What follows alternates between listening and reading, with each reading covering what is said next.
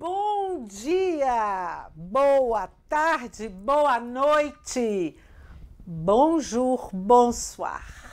Je suis Elisa Marceau, chirurgien dentiste, naturopathe spécialisée en nutrition fonctionnelle. Je vous montre de A à Z comment appliquer la nutrition fonctionnelle pour transformer de vie, la vôtre et celle de vos patients. Et aujourd'hui, je vous apporte, je pense, quelque chose de différent. Chaque jour, j'essaye de faire quelque chose de différent. On va voir des situations. On va partir d'une situation. Mon titre aujourd'hui est « Pourquoi la nutrition fonctionnelle apporte plus de résultats à votre client ou à votre patient que l'abordage traditionnel, on va dire ». En sachant que mon but, c'est de vous montrer une autre façon que je pense que ça va vous donner effectivement la possibilité de sortir du lot, de devenir un professionnel avec un P majuscule.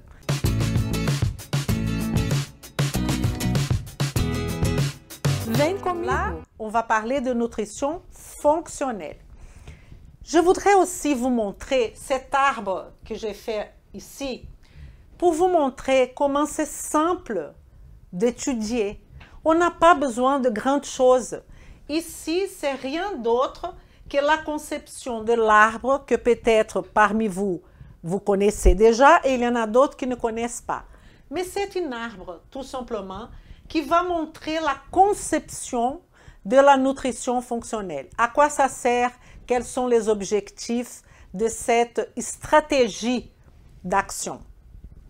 Et donc, je vais commencer en train de vous présenter une situation que on peut trouver dans nos cabinets, on peut trouver si vous êtes... Je donne toujours l'exemple de coach sportif parce que je pense que c'est une des professions qui est loin d'un médecin. Un naturopathe, il voit des gens malades, etc. Donc, j'essaye de mettre deux pôles. Le pôle médecin, dentiste, tous ces professionnels qui ont un diplôme universitaire.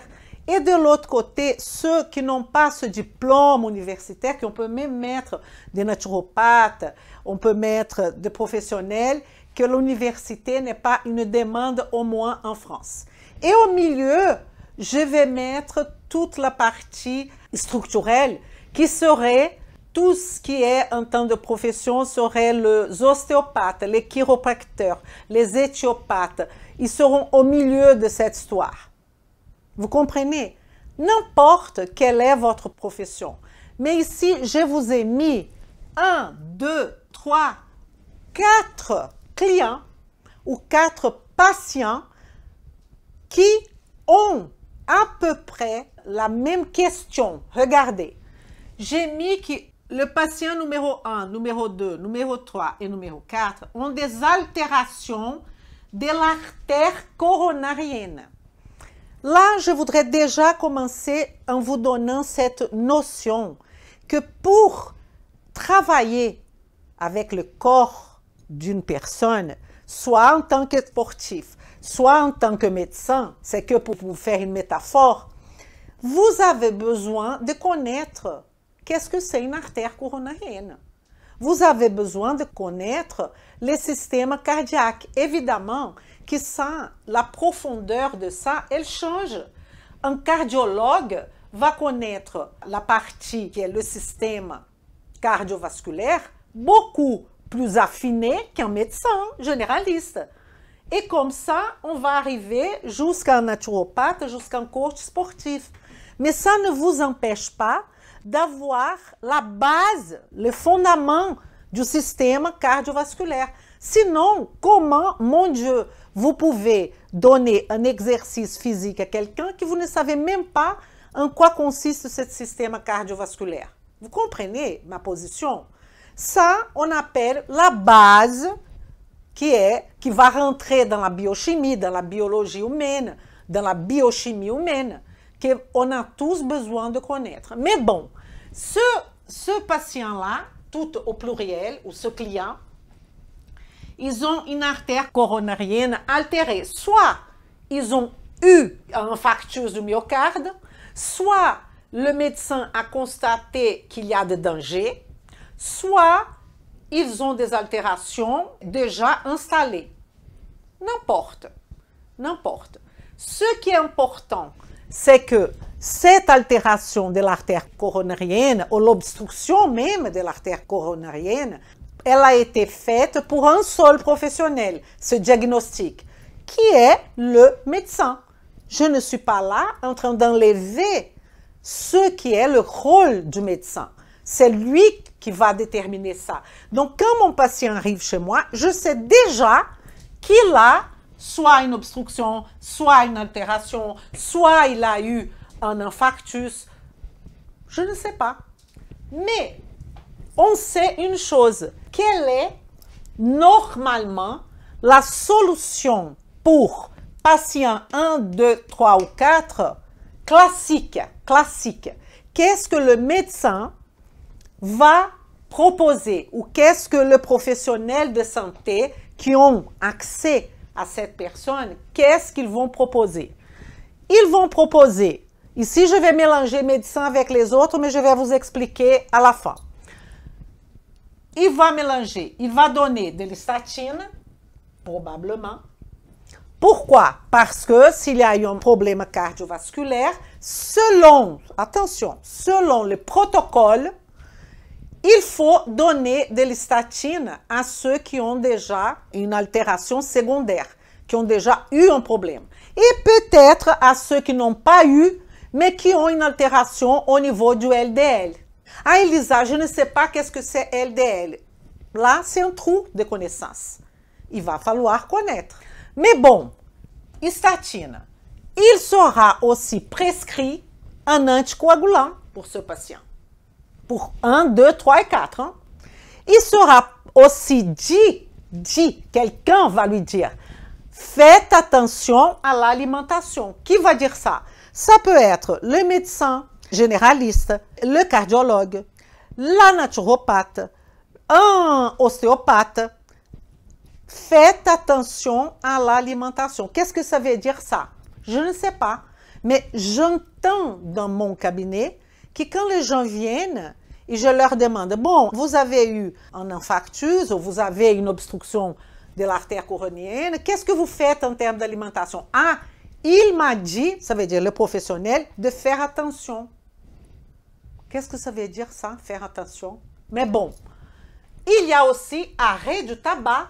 Quelqu'un lui a conseillé d'arrêter le tabac si parmi ce patient 1, 2, 3 ou 4, il y a eu 1 ou 2 qui fumaient. Peut-être pas, peut-être oui, mais ça c'est un conseil qui est dans les protocoles. Et aussi de sortir de la sédentarité. Et là, on a toutes sortes.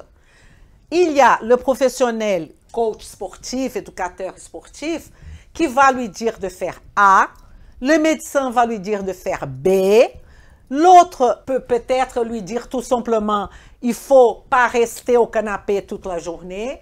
Donc, il y a 1 million de conseils, sans compter que le patient 1, 2, 3, 4 peut aussi aller sur Internet. Et quand il va sur Internet, il va dire infarctus du myocarde. Et là, il y aura des conseils partout. Mange A, ne mange pas B, mange C, ne mange pas D. Prenez de nutrition, de nutriments. La pauvre personne ou les pauvres personnes sont complètement perdues. Je ne sais pas si vous êtes d'accord avec moi. Je suis en train de vous montrer comment on va changer, transformer la vie de ces 4 personnes. Donc là, je suis en train de vous montrer que cette solution, statine, anticoagulant, faire attention à l'alimentation, arrêter du tabac et sortir de la sédentarité, c'est une solution classique donnée par le professionnel de santé, n'importe le niveau. Si c'est un médecin, statine, anticoagulant. Si c'est une naturopathe, elle va peut-être lui prescrire pas mal de plantes, de thérapie, je ne sais pas. Mais ça ne sort pas beaucoup d'ici. Je ne sais pas si vous êtes d'accord avec moi. Alors, ça veut dire qu'une fois qu'on a fait statine, anticoagulant, c'est la fin du processus. C'est la fin du processus. Est-ce que ce patient, à partir de statine, anticoagulant, faire attention à arrêt de tabac, est-ce que vous avez transformé la vie de cette personne? Non, parce qu'il peut même avoir d'autres obstructions. Il peut avoir des inflammations ailleurs. Il peut avoir je ne sais pas combien de problèmes. Et on va mettre tout dans cette cause-là. Ah, mais il a eu un infarctus. Ah, comme il a eu un infarctus, il va subir toutes les conséquences de cet infarctus parce que notre société western, elle pense que c'est normal. Et je n'ai même pas dit l'âge de cette personne-là. N'est-ce pas? Maintenant, je vais vous dire quelle est la solution, parce que là, c'était la solution. Quelle est la solution de la nutrition fonctionnelle pour les patients 1, 2, 3 et 4? Pour les patients 1, 2, 3 et 4, on ne va pas prendre en compte, dans un premier moment, cette obstruction de l'artère coronarienne, ni de l'altération de l'artère coronarienne. On va connaître ce patient. Et donc, on va passer par un questionnaire en nutrition fonctionnelle. On va passer par la timeline qui est savoir à partir du moment que cette personne a eu ce problème, on va aller en arrière, dans le temps, pour savoir quoi? Quelle est la cause de tout ce problème-là?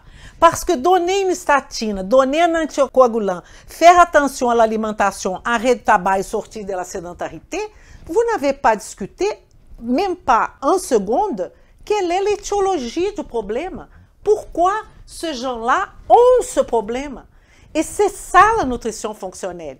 Et comme ça, on va commencer, que je vais vous montrer bientôt, on va commencer par les sols. Cette timeline, je vais mesurer le tour de taille de mon patient, je vais savoir son âge, je vais savoir aussi si ce patient, vis-à-vis de ce que je vais proposer, est-ce qu'il est en pré-contemplation? Ça veut dire, lui, il pense à son problème d'obstruction coronarienne comme s'il ne l'appartenait pas. Comme si ce problème appartient aux professionnels de santé, aux médecins. C'est le médecin qui décide sa vie. Vous allez prendre ça et on ne pose pas de questions. Vous suivez ça. Oui, mais si mon patient est pré-contemplation et s'il a lu sur Internet un problème sur les statines, peut-être il ne va pas le prendre. Peut-être il ne va pas prendre les anticoagulants parce que sa voisine a dit ne prends pas anticoagulant, c'est pas bon. Peut-être il va faire attention à l'alimentation. Pour lui, dans sa tête, c'est éliminer par exemple le fromage. Et donc, ce patient-là, il ne se sent pas personnellement concerné. Pour lui, ce n'est pas sa faute. Il n'y a rien à voir avec son problème. C'est venu du ciel. Et ça, c'est un patient pré-contemplation. Il va falloir travailler, expliquer à ce patient que ce n'est pas comme ça. Que lui, il doit s'engager dans cette problématique-là parce que c'est son mode de vie qui a causé tout ça. Ah non, mais on ne va pas culpabiliser le patient. Ben oui, on va, mais d'une façon très nette, très claire, très honnête, en train d'engager avec lui ce qu'on appelle une relation qui va nous permettre de lui dire ce type de choses. Bon, je n'ai pas fini parce que là, le patient, il vient déjà, s'il prend des statines, etc., il vient déjà avec son bilan lipidique en termes de HDL, de LDL, tout ça, triglycérides déjà fait. Qui a fait? Le médecin.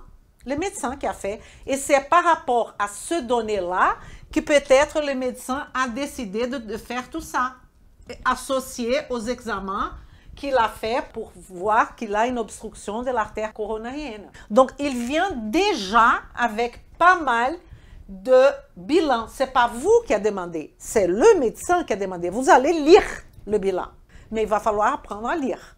Ça, c'est une autre chose. OK.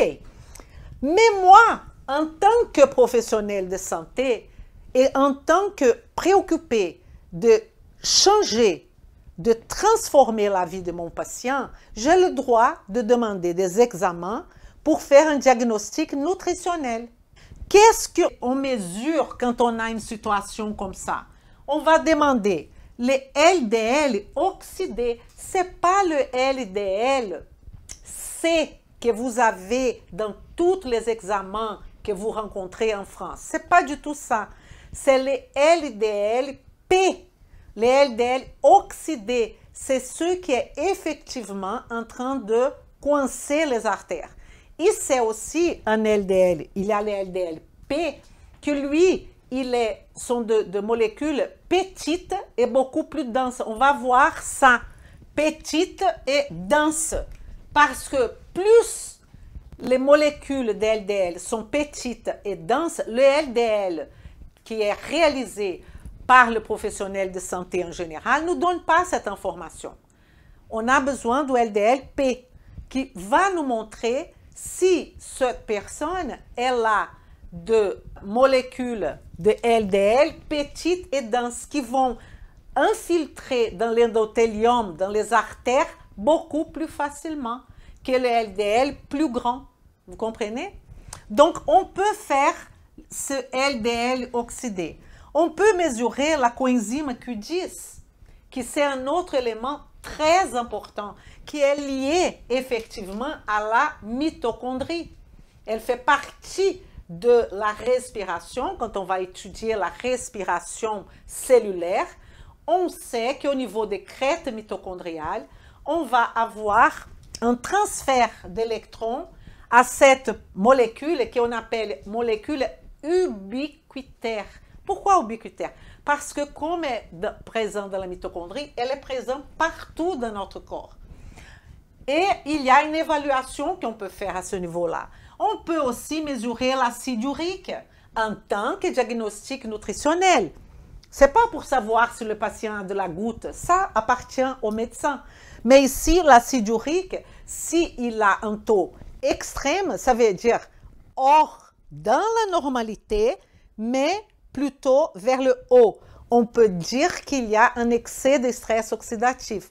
Pourquoi? Parce que l'acide urique, il fait partie des antioxydants. Il faut avoir la bonne quantité. La CRP, c'est un marqueur, un biomarqueur inflammatoire que les médecins, ils font que CRP. Il ne fait pas la CRP ultra sensible qui va effectivement montrer la présence d'une inflammation de bas grade, qui devrait être inférieure à 1. Gamma-GT, les médecins ont déjà demandé le gamma-GT. C'est un marqueur hépatique qu'on sait quand il dépasse 16 micro-U par litre. Quand elle est supérieure à 16, on sait qu'il y a déjà une présence de stress oxydatif. On peut mesurer l'homocystéine, biomarqueur essentiel du cœur. Et donc, on va savoir si la condition de cette homocystéine est très haute, supérieure à 7 millimoles. On sait qu'on a un problème de méthylation. On peut mesurer la B12, la cobalamine, qui fait partie de ce cycle de méthylation. La vitamine D, le folate, la ferritine. Une hausse de ferritine, ça nous indique beaucoup de choses. Peut-être une inflammation aussi de bas grade, peut-être un processus infectieux, mais dans notre cas-là, on va plutôt penser que le foie est en train de séquestrer la ferritine parce qu'il pense qu'il y a une infection. Mais en fait, il n'y a pas d'infection. Ce qu'il y a, c'est une inflammation. Mais comme le corps ne sait pas faire la distinction entre infection et inflammation, on va séquestrer le fer en pensant que pour éviter que les microbes prolifèrent. Mais en fait, on va avoir ce genre-là, on peut avoir avec une ferritine de 400, une ferritine de 300 ou plus. Un dexoma, excellent, parce qu'on va voir si mon patient est prédiabétique. On va voir la quantité de son insuline. Est-ce qu'elle est au niveau de 35 picomoles? Je ne pense pas. Mais qu'est-ce que je voudrais vous montrer par rapport à ça? C'est que le patient 1, le patient 2, le patient 3 ou le patient 4, ont tous des altérations de l'artère coronienne. Mais la question est pourquoi patient 1, peut-être il y a un HDL trop bas. Patient numéro 2, une LDL P petite et dense en grande quantité. Le patient 3, il a une baisse d'homocystéine, peut-être un polymorphisme de la méthylhydrofolate réductase. Ici, c'est un test génétique. Et ici, il va falloir contourner cette méthylhydrofolate réductase et donner des nutriments différents. Est-ce que ce patient a une condition inflammatoire? Exemple, obésité, arthrite rhumatoïde, la CRP est haute. Pourquoi? Pourquoi? Quel est le processus inflammatoire qui est en train de s'installer? Est-ce que le patient 1 a la problématique 1 et 2? Est-ce que le patient 2 a seulement la problématique 4? Est-ce que le patient 4 a toutes les problématiques? Ça, c'est chercher la cause. Et on ne va pas tout de suite aller vers statine, anticoagulant, je ne sais pas quoi et je ne sais pas quoi. Pas du tout. On va travailler la base. Et là, qu'est-ce qu'on va faire avec patient 1, 2, 3, 4? On a fait notre questionnaire en nutrition fonctionnelle. On est capable de connaître les signes et symptômes, pas que les signes et symptômes vis-à-vis de cette problématique. Signes et symptômes généraux. Est-ce qu'il y a de ballonnement? Est-ce qu'il y a de gaz? Maintenant, vous allez venir ici avec moi. Le problème, c'est que la solution proposée classique, la personne cardiologue, un médecin généraliste, il est en train de regarder que le patient a eu un infarctus et il va traiter cet infarctus-là. Comment? Statine, anticoagulant, faire attention à l'alimentation, arrêt de tabac, sortir de la sédentarité. Au revoir, bonne journée. Et vous revenez pour renouveler votre statine, votre anticoagulant, votre machin, et voilà. Ce qu'on propose, c'est de partir d'ici. Mon patient va arriver avec cette problématique. Je vais faire le questionnaire en nutrition fonctionnelle. Je vais savoir qu'est-ce qui se passait. Il a gagné du poids, il a eu un décès. Qu'est-ce qui se passait avant cette condition terrible? Qu'est-ce qui se passait? Qui est cette personne? Pourquoi elle est dans cet état-là aujourd'hui? Donc, je ne veux pas m'occuper de suite à ça. Et je ne veux pas critiquer qui que ce soit. Évidemment, une personne qui a un infarctus aigu, vous allez occuper. Je parle du moment d'après, évidemment. Et même ceux qui n'ont jamais eu d'infarctus, ils sont sous statine, etc. Je ne veux pas faire de polémique. Mon objectif, c'est que de vous montrer comment les médecins là, fonctionnels, et nous qui sommes dans la nutrition fonctionnelle, comment on raisonne, tout simplement. Donc, on va partir de toutes ces données-là. Et qu'est-ce qu'on va travailler avec le patient 1, 2, 3 ou 4? Son sommeil, peut-être.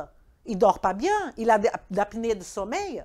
On va travailler la relaxation, on va travailler l'activité physique, on va travailler le mouvement. Et où va rentrer le coach sportif? Là, mais il doit avoir toute cette notion. Parce que quand vous allez faire ça, vous êtes en train de transformer votre patient. Parce que ce n'est pas que donner une activité physique que vous allez transformer quelqu'un. Vous pouvez oublier. Ça, c'est un détail. Il va falloir tout travailler. Le sommeil, l'activité physique, l'alimentation, l'hydratation de ce patient, le stress, l'alimentation, ce n'est pas faire attention. Je vais connaître l'alimentation de mon patient, mais pas en train de demander qu'est-ce que vous avez mangé aujourd'hui. Non, on va vraiment connaître l'historique, qu'est-ce que se passait. Stress, est-ce que c'est un patient 1, 2, 3 ou 4? Est-ce que c'est un patient stressé? Oui, pourquoi? Pourquoi? Est-ce qu'il y a une capacité de résilience, de recevoir des chocs grandes ou pas? Quel est son rapport avec sa famille? Quel est son rapport avec la nature déjà? Et quel est le rapport de cette personne avec le travail? Donc, vous voyez bien qu'il n'y a rien à voir avec cette notion. On commence d'ici. Et là, on va travailler les émotions, on va travailler pas mal de choses. Et là, j'ai mes signes et symptômes que j'ai eu cette information par mon questionnaire et par mon timeline. Le questionnaire, la personne, elle répond. Mais après, je vais lui poser des questions, je vais comprendre mieux la situation. Et à partir de ces signes et symptômes, je mets ce patient 1, 2, 3, 4 dans la matrice de la nutrition fonctionnelle où je vais analyser chaque point. Premier point, regardez avec moi. Assimilation. Est-ce que mon patient respire bien? Est-ce que mon patient mange correctement? Donc, on va regarder sa mastication. Est-ce qu'il a tous les dents, mon patient? Vous comprenez? Parce que sinon, vous ne changez pas la vie de la personne. Mastication, condition buccale, son estomac, et il est en hypochloridrie. S'il est en hypochloridrie, naturopathe et compagnie, vous donnez déjà, parce que les naturopathes vont demander l'intestin, mais s'il est en hypochloridrie, vous donnez des probiotiques, vous allez empirer sa situation. Est-ce qu'il est en dysbiose? Dysbiose, la qualité versus la quantité de bactéries ne sont pas équilibrées. Il y a une altération de la quantité et de la qualité. S'il est un patient qui est en surpoids, qui est en obésité, je peux déjà vous garantir qu'il est en dysbiose. Pourquoi? Parce que probablement, il a une baisse d'Akkermansia, il a une moindre de variété de bactéries, il n'a pas beaucoup de variétés. Donc, enfin, est-ce qu'il a un syndrome du côlon irritable? Est-ce que lui, condition buccale, estomac, dysbiose, est-ce qu'il y a de gaz? Est-ce qu'il y a de ballonnement? Vous comprenez que vous n'allez pas régler ces problèmes-là si vous ne réglez pas tout ça. Je fais que l'assimilation. On peut aller aussi dans la défense et réparation. Est-ce qu'il a des intolérances alimentaires? Est-ce qu'il a des allergies? Est-ce qu'il a des maladies auto-immunes? Est-ce qu'il a de l'hypothyroïdie? Mon Dieu, ce n'était pas poser la question ici. Donc, ça c'est immunité, réparation. Énergie, quel est son statut mitochondrial? Quel est son stress oxydatif? C'est pour ça que je fais tout ça. Quel est le bilan du stress oxydatif va nous donner sa capacité antioxydative et sa capacité oxydative. Énergie. Et la biotransformation, est-ce qu'il y a une détoxification lente ou rapide? Il y a des inconvénients et des convénients pour les deux cas. Il y a des gens qui me disent, Élise, je peux manger n'importe quoi, ça va, ça passe. Le café, le soir, je bois le café, rien m'arrive. Si rien vous arrive, ça veut dire que votre phase 1 et phase 2 sont trop rapides. Ça, c'est une porte pour l'entrée. Pour ceux qui boivent du café, ils n'ont rien. Ça, c'est une porte pour avoir des problèmes au niveau de substances toxiques, même de cancer, parce que votre système est trop vite. Ah non, il est trop lent. Donc, cette personne-là, elle va prendre du café, elle ne dort plus. Bon, ça, c'est une autre question qu'on va discuter quand on va traiter un peu de cette nœud qui s'appelle biotransformation, qui a la phase 1, qui a la phase 2, qui a l'élimination. On va voir dans la phase 2 pas mal de phénomènes biochimiques, méthylation, glucuronidation, plusieurs, qu'il va falloir connaître petit à petit, doucement, en ordre, avec conscience et avec méthodologie. Alors, on a aussi des problèmes de communication. Hypothyroïdie, par exemple, c'est une altération de communication. Mais ce que je vais vous dire, c'est qu'au lieu de commencer en train de statine, anticoagulant, je ne sais pas, considéré comme les fins du processus, la solution de la nutrition fonctionnelle, c'est le début du processus. Pourquoi? Parce qu'elle va permettre que ce patient va équilibrer tout ce nœud et à partir de là, on va voir qu'est-ce qui se passait là. Comment on a stoppé complètement le problème de l'artère coronarienne. Mais ce n'est pas que l'artère coronarienne, parce que tout ça, c'est lié, vous savez bien.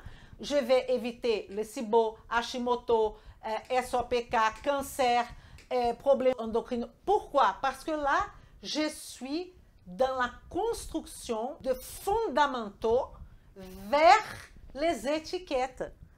La proposition alors, arrêtez de travailler avec les étiquettes. Et pour finir, je voudrais vous lire un message d'une naturopathe par email. Alors, bonjour, j'espère ne pas être hors sujet. Je suis en formation de naturopathe et j'hésite sur la façon de m'organiser. Je m'explique. Il y a beaucoup d'infos pour chaque pathologie et de nombreuses solutions pour les soulager. Je me dis que je devrais consigner dans un cahier les infos pour chaque pathologie par ordre alphabétique et y associer ce qui aide, puis un autre par substance, molécule et indiquer les pathologies soulagées. Mais j'ai peur que ça soit un travail de titan. Qu'est-ce que vous me conseillez? Je le conseille d'arrêter tout ça. Parce que vous comprenez, elle est une étudiante de naturopathie. Elle est en train de regarder tout ça et ils ont proposé un traitement par rapport à chaque étiquette. Sinusite et la plante A et la plante B, il faut arrêter ce processus. Ça ne transforme personne. Elle va faire un cahier de pathologie avec la plante, avec ce qu'il faut qu'elle fasse. Et évidemment, vous allez à l'école A, ils vont vous proposer un traitement A.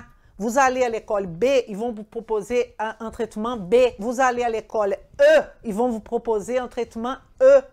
Mais vous n'avez pas du tout raisonné, réfléchi, quelle est la solution pour ce client ou pour ce patient.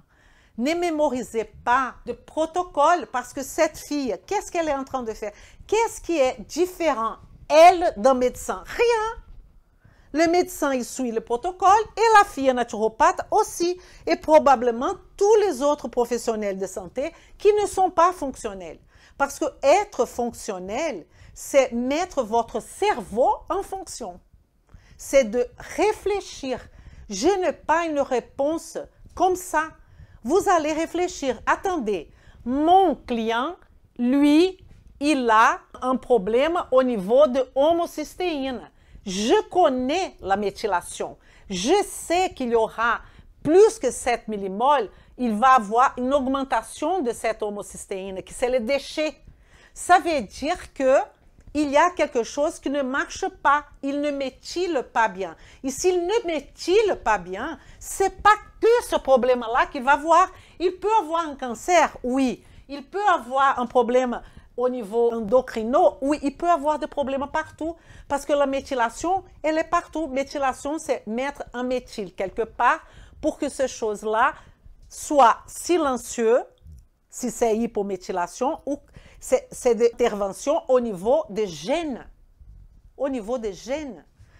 Alors, non, Elisa, mon patient est obèse. Donc là, il faut tout arrêter. S'il est obèse, je ne vais pas chercher à droite et à gauche. Ça veut dire qu'il a une inflammation. Ça veut dire qu'il est en train d'envoyer des cytokines inflammatoires partout. Qu'est-ce qu'il va falloir faire en premier moment? Tout est là. Sommeil, activité physique, alimentation, stress, rapport, famille, etc. Il n'y a pas à chercher. Tous ces gens-là, tous les 4 vont passer selon la vie de chacun par cette base-là.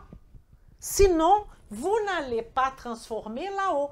Et la fille naturopathe, sa préoccupation est comment je fais pour mémoriser toutes ces pathologies et qu'est-ce que je vais faire. C'est tout ce qu'il ne faut pas faire, naturopathe. Et là, je vais inclure les diététiciennes, toutes les professions de santé. Vous êtes à l'envers de la modernité. Et ce n'est pas moi qui dis ça. Ce n'est pas moi qui dis ça. Okay? C'est la médecine fonctionnelle. Et moi, je suis là pour vous éclaircir qu'est-ce que ça veut dire cette médecine fonctionnelle. C'est ça mon rôle. Et de vous appeler, c'est que je dis, viens avec moi, vem comigo, de participer de cette grande possibilité de effectivement transformer la vie de gens. Et quand vous transformez la vie du patient 1 ou 2 ou 3 ou 4, vous transformez la vôtre. C'est évident. Je vous souhaite une excellente journée Et si vous pensez que tout ça vaut le coup et ça fait du sens, je vous demande un like. Faites-moi un like et si vous pouvez aussi de partager tout ce que je suis en train de vous dire à d'autres professionnels de santé. Pourquoi, Elisa? Parce que c'est comme ça qu'on va avoir de plus en plus de personnes qui vont faire un écho et qu'on va changer les choses. C'est pas en train d'agresser, c'est pas en train de crier, c'est en train de faire des propositions. Voilà ma proposition pour vous, professionnels de santé. Et je respecte ceux qui disent « Non, je ne veux pas, je continue avec mon protocole ». Tout va bien, il n'y a pas de souci. Bonne soirée, merci. À bientôt. Vem comigo!